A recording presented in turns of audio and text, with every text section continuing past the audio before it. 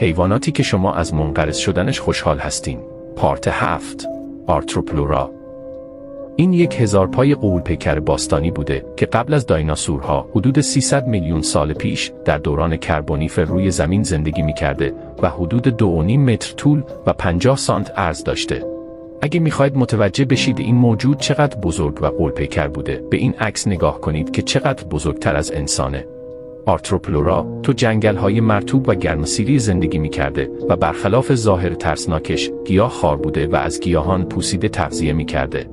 باید بدونید که در دوران کربونیفر سطح اکسیژن کره زمین تا 35% رسیده بود که همین موضوع باعث بزرگ شدن موجوداتی مثل آرتروپلورا شد، ولی به مرور زمان تا به امروز سطح اکسیژن کره زمین به 21% کاهش پیدا کرد و باعث انقراض چنین موجوداتی شد. به نظر شما انقراضش خوب بوده یا بد؟